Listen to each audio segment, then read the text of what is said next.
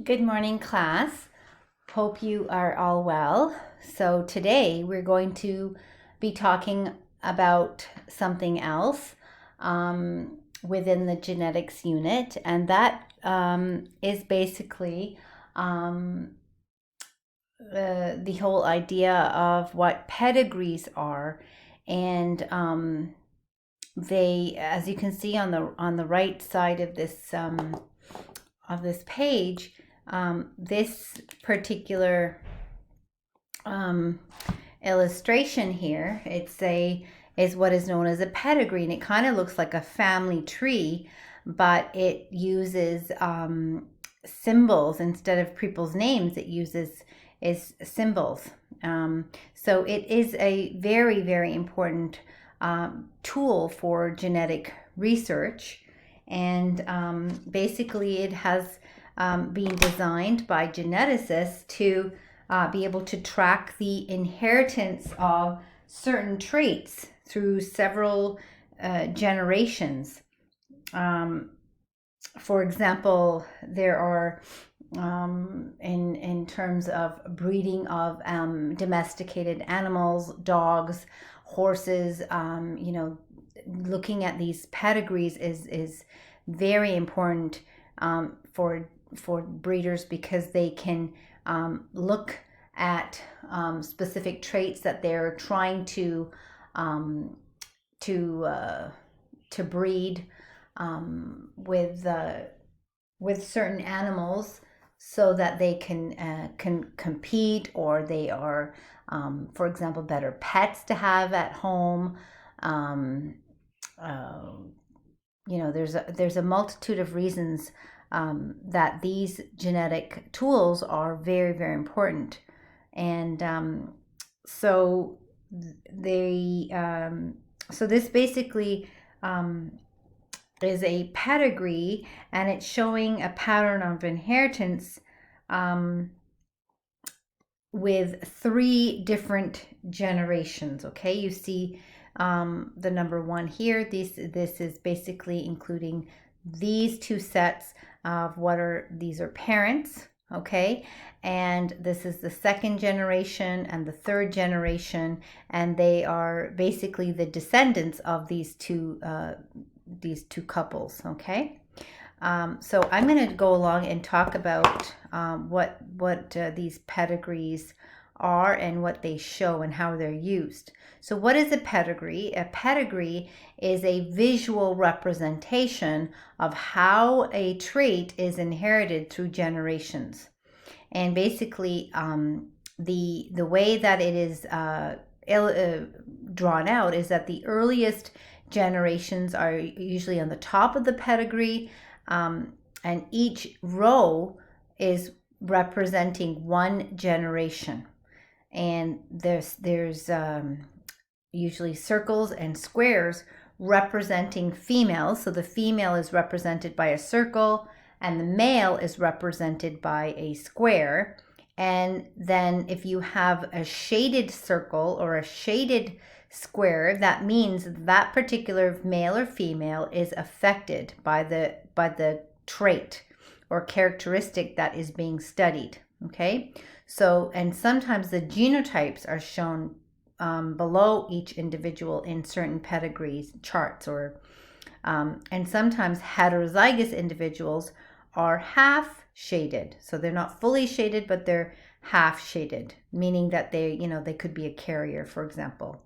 So how to read a pedigree. So this is a very simple pedigree. It shows you here the first, second, and third generation of individuals, and so the Roman numerals indicates the generations. So first, second, and third, and each individual of that in each generation is numbered. So this the person on the left here, this is the male in this in particular case. This is going to be number one, the individual number one. So basically we write that over here, and I'll show you again, that individual is I number one. Okay, And this red line represents a mating, okay, between the male and the female. So this is, remember, the square represents a male. And if you know that symbol from before, that is a male symbol, and then this represents a female. Okay, the circle represents a female. And you can see that it is number one, I1 and I2 are, if we're talking about humans here, they have mated. These are probably husband and wife, and 1, 2, 3 are the offspring of this I1 and I2. So this is the first generation. The second generation of these two, of this couple, basically is it's represented as Roman numeral 2, 1, 2, 3. Okay, and this person right here is not, it's not an offspring. This is somebody, an outsider. Okay, this person basically marries the son. This is the son of these two individuals. And this person right here, this female right here, she marries that son, and they have children. And this is these children represent the third generation. Okay, and all three offspring are females. Okay, and these are the offspring of this 2, 4, and 2, 3. And you see that this person here, this female, she is shaded. And so is this offspring female here. She's shaded as well. And that means that they're affected by some particular trait. Okay? So, quick quiz to see if you guys are all remembering what those symbols represent. So, first question is individual 2-2 male or female? So this person right here, this is individual, oh, sorry, I am wrong about that. Individual 2-2 is right here. Is this male or female? This is a male. The square represents a male in a pedigree. And is individual 3-1 right over here? This is 3-1, male or female? Well, it's circle. So it is a female. And is individual 2-4, 2-4 would be right here. Is this individual affected? Yes. How do you know? Well, because the circle is shaded, and that's how we know that an individual is affected. Next one, analyzing pedigree. So in humans, the attached earlobe allele is recessive. So right over here, when you have an attached earlobe, this is a recessive trait. And when you have a free earlobe over here, this is a more dominant. So you're going to represent F, capital F for dominant and lowercase f for recessive. So free being dominant, attached being recessive. And basically, there is a husband and a wife. They mate. They have children. They have 4 children. One daughter right over here, and then we have one. I could just write on there 1, 2, 3 sons. So this is the first generation. This is the second generation. Okay, and you got one daughter over here, the circle, and 2. So these people over here, A and B, they are. We can kind of figure out that what their genotypes are. We know that they are unshaded. Okay, so that means that this male over here has to be big F, and the female has to be big F. But they do show that 2 of their children are they have the shading, so that means that they're homozygous recessive. And so therefore, in order for these two individuals to have children that are homozygous recessive, they both have to be heterozygous dominant. They both have to carry that F allele to have any offspring that would be homozygous recessive. Okay, so if you do the Punnett square very quickly, the only way to get, let me just go through all of this. The only way to get this individual that is homozygous recessive is to have both parents have that lowercase allele. Okay? All right, so what are the genotypes of A and B? The question, well, they have to be heterozygous dominant, meaning big F, small f, big F, small f. Okay, so we can kind of figure this out by looking at this pedigree. So neither A or B have attached earlobes. You know that. Okay, so we know that. And then number 2 is neither A or B have homozygous recessive genotype. So they could be heterozygous, which we figured out. And A and B have children with the FF, the homozygous recessive genotype. So they have to be, both parents have to have the genotype big F, little f. Okay?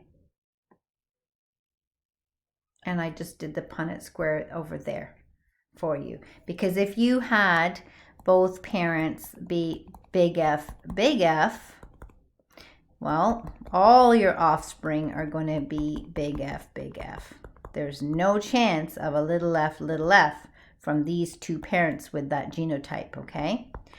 So they have to be heterozygous dominant. Oops. Okay, so there are, in terms of pedigrees, there are different types of pedigrees.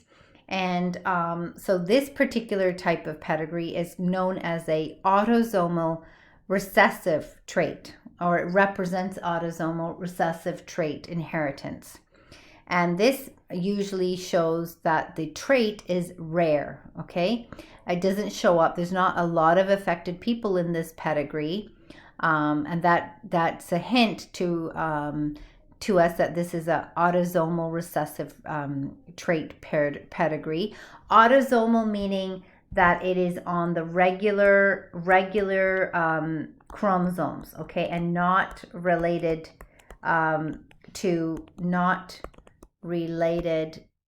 to the sex chromosomes, like sex linkage that we just talked about before, right? These are just a regular autosomal chromosomes, okay? And usually in autosomal recessive traits, on these types of pedigrees, the trait often skips a generation. So it's hidden. So you see that the first generation, the parents they don't have the trait. It shows up in the second generation in one child, and then it also shows up in the third generation in another child. But most of them, people in this pedigree, they don't have this particular trait. And the trait affects male, and we know that this is autosomal. Another clue is that the affected individuals are both male and female, okay? So the sex-linked or recessive traits are usually affect only males or females, depending on the type of trait or disorder we're talking about. In this case, we're talking about cystic fibrosis, which is a genetic disease, okay? Autosomal dominant traits, example, dwarfism is an example of of something that is inherited as an autosomal dominant trait. And this, when it's dominant, it usually shows up in every generation. So you see the first, second, and third generation, you see that trait pop up. Okay, and their trait is found in every generation, and there are few autosomal dominant human diseases. And why is this? Because if the disease is fatal, that usually will not be likely passed on to future generations, because these individuals that have the trait usually don't have a very long life expectancy. So this is an example of where we see autosomal dominant. You've got both males and females being affected, so it's not sex linked, and every generation has someone affected, so autosomal dominant.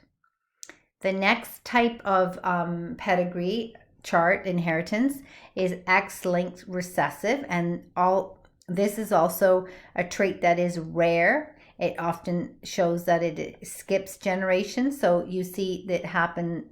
You see an affected person in the first generation, it skips the second generation, and then you see this person, these people have that trait, and then it skips the fourth generation, and then it's X-linked recessive because it's only showing up. Another clue is that it's only showing up in the male individuals. Okay, so it affects the fathers. Affected fathers do not pass their trait to their sons. It's coming from the mom. And Duchenne muscular dystrophy is an example of an X-linked recessive inheritance. Males are more affected than females. And I'm not going to talk about this yet. We will talk about this. We'll talk about this later, because I want to give you some problems associated with these disorders, so give you a bit of practice. And a lot of the time you're going to try and figure out what the genotypes of these people are by doing Punnett square analysis, and you're all used to doing Punnett squares. Okay. I will post another example of a pedigree that we'll do together in another video.